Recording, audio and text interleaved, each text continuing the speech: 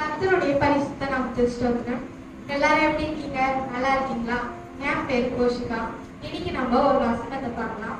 கர்த்தர் என் வாயை கூர்மையான அம்பாக்கி தமது கரத்தின் நிழலினால் என்னை மறைத்து என்னை துலக்கமான அம்பாக்கி தமது அம்பரா துணியிலே வைத்தார். இந்த வசனத்தின்படியே நம்ம ஒரு மனுஷரை பார்க்கலாம். அவர் பேர் பேதுரு. பேதுரு யாருன்னா ஏசப்பாவோட 12 சீஷர்கள்ல ஒருத்தர். ஏசப்பாவும் தன்னோட 12 சீஷர்களை கூட்டிக்கிட்டு செசரா அப்படின்ற ஒரு இடத்தை நோக்கி போறாங்க. அங்க போகும்பொழுது ஏசப்பா சீஷர்களை பார்த்து கேட்கிறாரு, மனுஷகுமாரனாகிய என்ன எல்லாரும் என்னவா சொல்றாங்க அப்படின்னு கேட்கும் பொழுது சீஷர்கள் எல்லாரும் சொல்றாங்க, சிலர் எரேமியா அப்படின்னு சொல்றாங்க, இன்னும் சிலர் யோவான் ஸ்நானன்னு சொல்றாங்க, இன்னும் சிலர் எலியான்னு சொல்றாங்க. அதுக்கு ஏசப்பா சொல்றாரு, நீங்க எல்லாரும் என்ன என்னவா பாக்குறீங்க அப்படின்னு கேட்கும் பொழுது பேதுரு மட்டும் சொல்றாரு, ஜீவனுள்ள தேவனுடைய குமாரனாகிய கிறிஸ்து அப்படின்னு சொல்றாரு.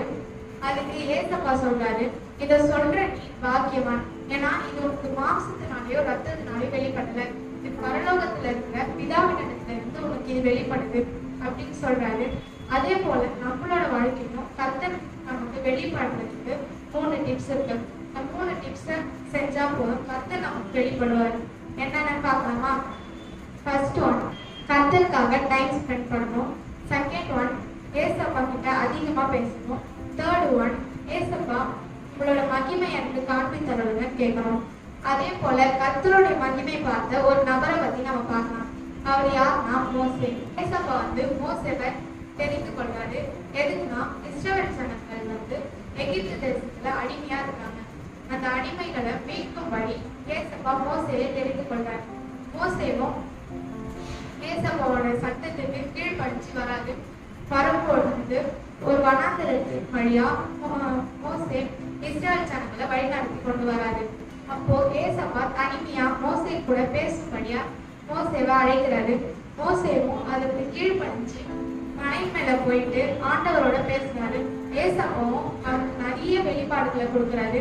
அது மட்டும் இல்லாம 10 கட்டளைகளும் கொடுக்குறாரு. இது மட்டும் இல்லாம மோசேவும் கர்த்தரிடத்துல ஒன்று கேட்கிறாரு. என்னன்னா, ஏசப்பா உங்களோட மகிமை எனக்கு வெளிப்படுத்துங்க அப்படின்னு கேட்கிறாரு. கேட்கும் பொழுது ஏசப்பாவும் தன்னுடைய மகிமையை வெளிப்படுத்துறாரு.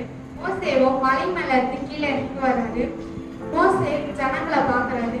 ஆனா ஜனங்களால மோசேவை பார்க்க முடியல. ஏன்னா மோசையோட முகம் அவ்வளவு பிரகாசமா இருந்தது. ஏன்னா அவரு கர்த்தருடைய மகிமையை பார்த்ததுனால அவரோட முகம் பிரகாசிச்சது. சரி, நம்ம முகம் பிரகாசிக்கணும்னா இதெல்லாம் செஞ்சா, இந்த 3 டிப்ஸ் எல்லாம் செஞ்சா நம்மளுக்கு என்ன கிடைக்கும்? எல்லாருக்கும் டவுட்டா இருக்கும்ல. இதெல்லாம் செஞ்சா நம்மளுக்கு 4 விஷயங்கள் கிடைக்கும். என்னன்னு பார்க்கலாமா? ஏசப்பாவோட சித்தத்தை நம்மளால அறிஞ்சு கொள்ள முடியும். செகண்ட் ஒன், நம்ம பாக்கியவான்களாக மாற முடியும். தேர்ட் ஒன், நம்ம நித்திய ஜீவனை பெற்றுக்கொள்ள முடியும்.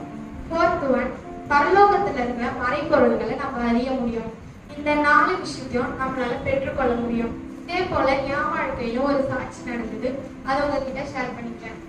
நான், எங்க அப்பா, எங்க அம்மா, என் தங்கச்சி எல்லாரும் நைட் டைம்ல ஒரு இடத்துக்கு போயிட்டு இருக்கும்போது நாங்க எல்லாரும் ஒரு பள்ளத்துல விழுந்துட்டோம். இந்த பள்ளத்துல நாங்க எல்லாருமே மறிக்கிற தருவாயில இருந்தோம். அவனுடைய கரத்தின் நிழலினால மறைத்ததுனால நான் உங்க முன்னாடி இப்போ சாட்சியாகவும் உயிருள்ளவர்களாகவும் இருக்கிறேன். அதே போல நீங்களும் கர்த்தரிடத்துல வெளிப்பாடுகளையும் கர்த்தருடைய மகிமையும் பெற்றுக்கொள்ளுங்க.